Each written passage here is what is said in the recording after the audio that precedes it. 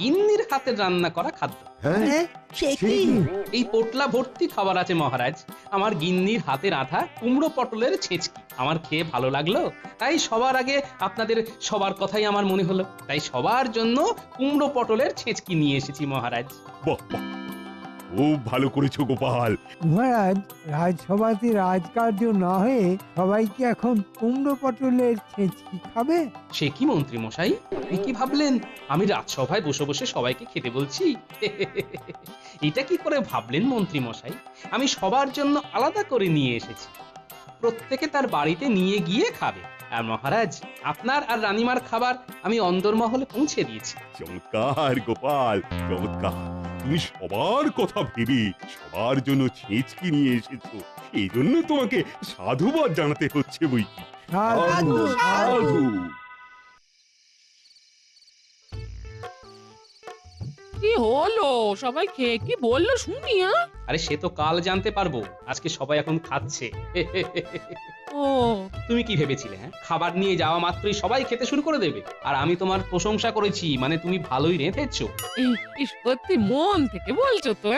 ভালো বলেছো, তার মধ্যে কোনো খাদ নেই তো? আরে না গো গিন্নি না, খারাপ হলে কি আর আমি রাজসভায় নিয়ে যেতাম? একেবারে বড় মুখ করে বড় পোটলা নিয়ে ঢুকেছি। আরে রক্ষী তো আমাকে রোজ দেখছে, তাই কিছু বলেনি, তাহলে কার সাধ্যি ওরকম বড় পোটলা নিয়ে রাজসভাতে ঢুকে বসে? হ্যাঁ গোপাল, তোমাকে যে কি বলে ধন্যবাদ দেব, মানে কাল এত ভালো খেয়েছি আর এত ভালো ঘুম হয়েছে যে কি বলবো। আর রানীমাও তোমার গিন্নির হাতের জাদুর খুব সুনাম করছিল। তুমি অবশ্যই কিন্তু তোমার গিন্নিকে আমার শুভেচ্ছা জানাবে। অবশ্যই মহারাজ। হ্যাঁ, আমাদেরও ভালো লেগেছে। বেশ বেশ, তোমার গিন্নিকে আমার অভিনন্দন জানিও। আমার তো মনে হয় নবাব এই খাবার খেলে খুবই খুশি হতেন। নবাব বাহাদুর এলে আমার গিন্নি আবার কুমড়ো ছেচকি রাঁধবে মহারাজ। তবে আমাদের পাচক অনেক বেশি অভিজ্ঞ নয় কি মহারাজ? যদি রান্না খারাপ হয়ে যায় তাহলে নবাবের বিষ নজরে আমরাও তো পড়ে যেতে পারি মহারাজ। মহারাজকে আমি এই বলে আশ্বস্ত করতেই পারি যে আমার গিন্নি দীর্ঘদিন ধরে এই রান্নাটি রেঁধে আসছে, সুতরাং এই বিশেষ পদে সে যে অনেক অভিজ্ঞতা লাভ করেছে সে তো বলাই বাহুল্য।